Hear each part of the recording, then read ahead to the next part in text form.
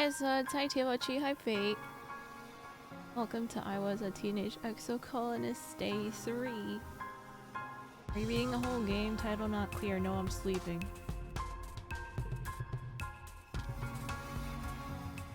Music's nice? Yeah! I just saw the background was Cherry Veil from Genshin, but then the title was in Korean.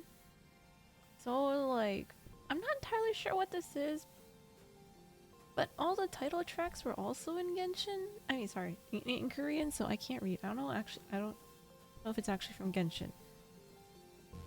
But it was nice. Okay, I think I left off yesterday. I was going to go rest. Relax in the park. Hey Squirt, your mom calls out to you. Don't you think it's time you start thinking about what you're gonna do when you get older? Look at her in confusion. Isn't she always telling you to stay in school? He chuckles. Gotta think about it sometime, kid. How about you join your folks on the farm? You think you're up for it? Oh, I need bio. Oh no!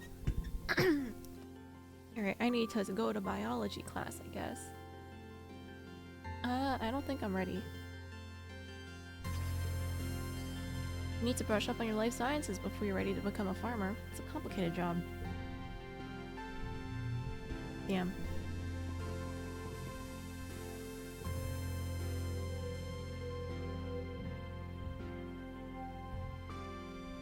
Oh wait, I also needed to write down everyone's birthdays, so I don't have to like open the thing every time.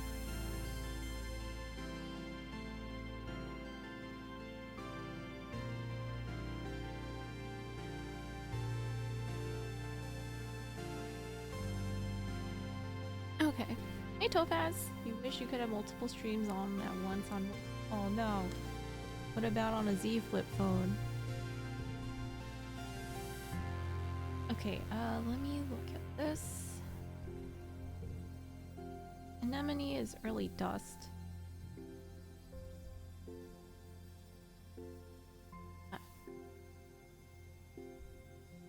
How is dust late? Dust, when is... Wait.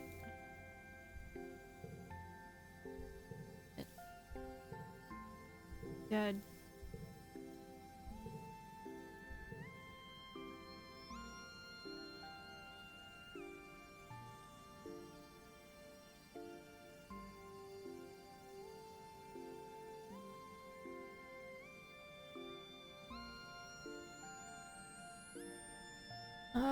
And then... What? Mars is early?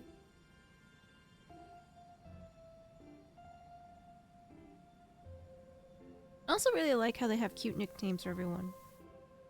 Mars for Marzipan.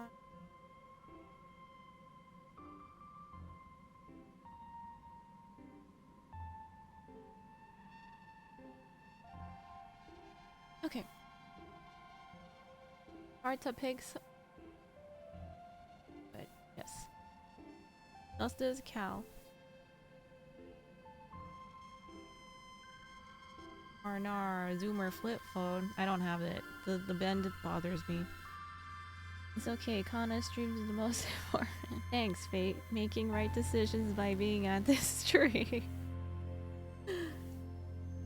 Well, I'm happy that you're here, Topaz.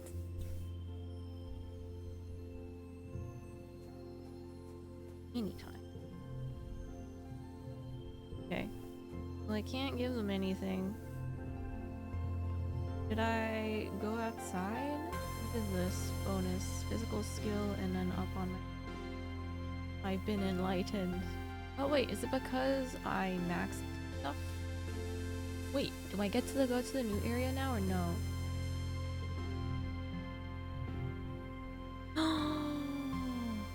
Forge in the... Oh, wait, I get to learn biology. Let's go to the new place. You've retired from Maple Story. Damn, that was quick. Ooh, look, an egg. Hi, Jervy. Oh my god, Topaz won again. Gonna lurk and prep to go out with Mom. Okay, have fun, Fate. Couldn't figure out where to buy mana potions. Um, it's in the marketplace map. I think you gotta go, if you walk a little forward from from the portal on the left hand side, you'll see like a golden portal. You press up and then you teleport to the potion door in the shape of a mushroom house, and there's like a first aid sign on it. This is ingrained in my memory in Hennessy's. Wonder if Utopia's part tiger or something. You got them stripes. Never treated the augments of people except as social and character. You know what? Maybe she is a tiger. That would make sense. That's crazy. Now can you guide me to that? You're at Silent Swamp. Get out of Sleepywood. Or Kerning City, wherever you are. If you're in Sleepywood, walk all the way to the up and left. And until you come into the giant big tree in the middle of every town. Okay? Is Silent Swamp in Sleepywood? Wait, you might die in Sleepywood though. Utopia greets you warmly as you muster for your first expedition with the foraging team. Solana, I'm glad you could make it. We need everyone we can get out here right now, boosting our food supplies. I'm ready to sniff out those tasties. Good luck hunting out there, she says, handing you an oversized backpack. Like a basket than a pack. Use your hollow palm to identify edible and medicinal plants and just throw them in here. I'll sort them back at base camp. Oh, and keep on the lookout for creatures. Pretty peaceful out there in the valley, but even a little bug will get you if you're not careful. Go slow, pay attention to your surroundings. If you're unsure about something, don't approach it. Stay on the path and don't get lost. Don't call it the Valley of Vertigo for nothing. Any questions? Will this be with me this time? Utopia looks like she's trying not to smile. Nah, Dis is good at finding new things, just not so much the same things over and over. You'll be okay though, she continues. You won't be alone out there, and you're doing important work. Where'd he go? Hi, Locke. You're about to leave when Utopia snaps her fingers. Hold up, Solana. We're also investigating some species we might domesticate. Those we'll want to tag and capture. Ideally, we're looking for herbivorous creatures that already live in herds. Either produce something edible or reproduce quick enough we can slaughter them for meat. If you see anything that fits that bill, tag them and bring them back. Wait, there were other options too.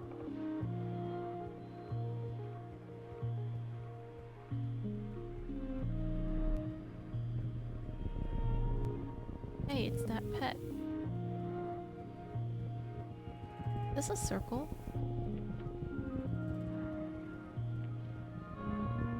I'll work backwards again.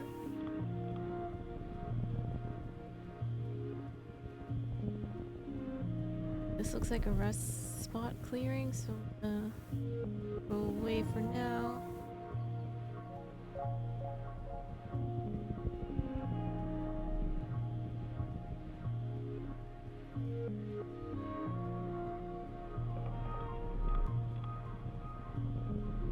Wow, we have so many presents.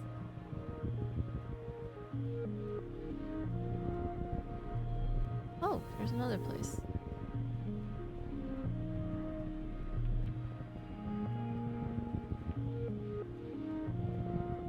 Why is it making you want fried chicken?